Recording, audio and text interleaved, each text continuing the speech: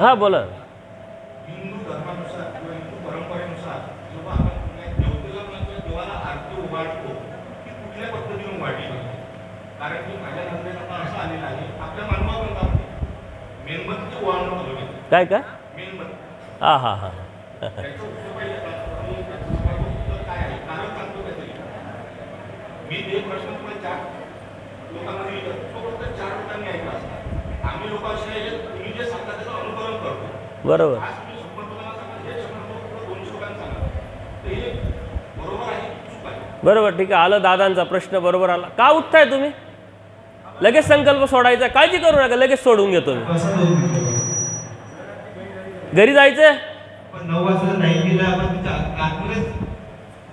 नाही गेले तर घरचे कोण वाट पाहत आहे तुमचं. बरं गेली कटकट म्हणजे सत्संगाला दररोज व्हायला पाहिजे. डोक्याला ताण नाही तर ताण.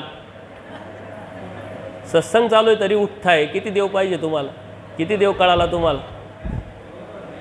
दादांनी अत्यंत सुंदर प्रश्न विचारला की म्हटले आरती कशी करायची. आरती आर्ततेने करायची असते. देवाला समजून उमजून करायची असते. आतून करायची असते. साधन वापरतो आपण वेगवेगळ्या पद्धतीनं परंतु आत्ता मध्ये मध्ये ते भागवत कथेच्या कार्यक्रमाचे व्हिडिओ तुम्ही ऐकले असतील आणि त्या भागवत कथेच्या कार्यक्रमातून एक फॅड झालं आहे. आता तुम्हीच भागवत कथेचे कार्यक्रम आयोजन करतात आणि बाबांना 2-2 लाख रुपये देऊन बोलावतात. पदरात काय पडतं काहीच नाही. मग श्रीकृष्ण महाराजांच्या लीळा मग श्रीकृष्ण महाराजांना त्यांनी मेकअप केला माणसाला एका आणि कृष्ण महाराज येत आहे. मग सारे काय करताय कशाने मेणबत्तीने ओवाळताय म्हटले. आता मेणबत्ती कुठं ओवाळलं जातं स्मशानभूमीत आदरांजली श्रद्धांजलीच्या ठिकाणी किंवा ख्रिश्चनांमध्ये असते ते मेणबत्ती आहे की नाही. आपली ती संस्कृती नाही संस्कार नाही.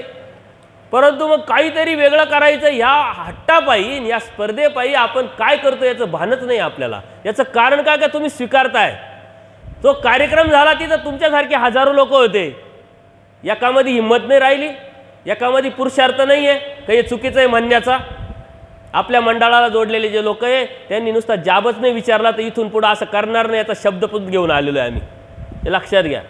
तुमचं संघटन तुमची जाणीव तुमची कृती धर्मासाठी उठणं हे तुमच्यासाठी पुरुषार्थ आहे. आणि सर्वात जास्त पुरुषार्थ काय परमेश्वराला प्राप्त करणं परमेश्वराला समजून घेणं हे चुकीचं आहे. पण या चुकीच्या गोष्टीवरती तुम्ही बोलाल तेव्हा चुकीचं थांबाल. तुम्ही जर बोललेच नाही तर थांबणार कसं. आज मी केलं तुम्ही काहीच बोललेच नाही बाबा हे चुकीचं आहे तर आम्ही तुम्हाला अप्रत्यक्षरित्या गृहीत धरलेलं आहे. तुम्ही काही सहन करता तुम्ही वेडे आहात तुम्ही मूर्ख आहात असं आमच्या डोक्यात तयार झालेलं आहे. आणि त्याच्यामुळं दोष लागतो हे डोक्यात घुसलेलं आहे तुमच्या.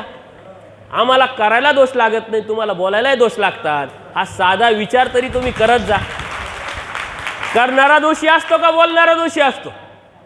सोपी गोष्ट आहे. करणारा दोषी असतो का बोलणारा दोषी नसतो. उलट करणारा दोषी का आहे का त्याला बोलण्याला भाग तुम्ही पाडलं तो डबल दोषी का तर मी केला हा एक दोष आणि माझं तुम्हाला दिसलं म्हणून तुम्हाला बोलायला प्रवृत्त केलं हा दुसरा दोष. आजचं सूत्र सकाळच्या दुपारच्या निरूपणामध्ये आलं होतं.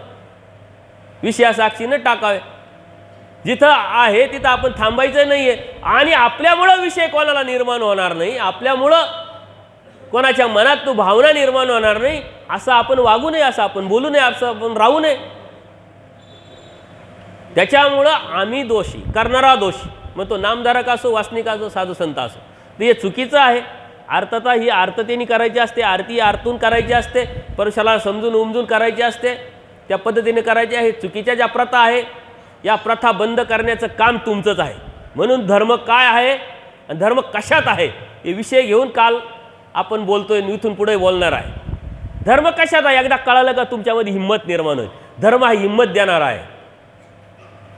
धर्म हा मोटिवेशन आहे. जे चुकीचं चुकीला म्हणणार आहे आणि चांगलं आहे ते चांगल्याला चांगलं म्हणणारा हिंमत जो ठेवतो तो महानुभव असतो. चुकीला चुकीचं म्हणा चांगल्याला चांगलं म्हणा तो कोण याच्याशी काही मतलब नाही. हा आपला हा परिवारातला आहे. चुकीचं चुकी म्हणण्याची हिंमत ठेवली पाहिजे. त्याच्यामुळे चुकीचं या प्रथा अनेक आज प्रथा पडत आहे आणि त्या प्रथेवरती आपण बोलणार आहोत अजून 2-3 दिवस. तर त्या प्रथासुद्धा योग्य असेल तर स्वीकारा, योग्य असेल तर मांडा, योग्य असेल तर सांभाळा, त्या वृद्धिगत करा, पण अयोग्य असेल तर त्या थांबवा. ते तुम्हीच थांबवू शकतात, कारण पाडल्या तुम्हीच. पाडल्या कोणी? नामधारक वासनिकांनी. आम्ही म्हटलो का हे करा का ते करा का ते करा. तुम्हाला गुरुबाच्या ठिकाणी करायची इच्छा होती, मग तुम्ही केला, मग तो करतो, तो करतो म्हणून तो करतो. यांनी 11 भाज्या केल्या, ती बाई 21 भाज्या करती, तिच्या पुढची 51 भाज्या करती. नवरा हैवान 51 भाज्या आणायच्या कुठून बरं, त्या करून फेकायच्या कुठं?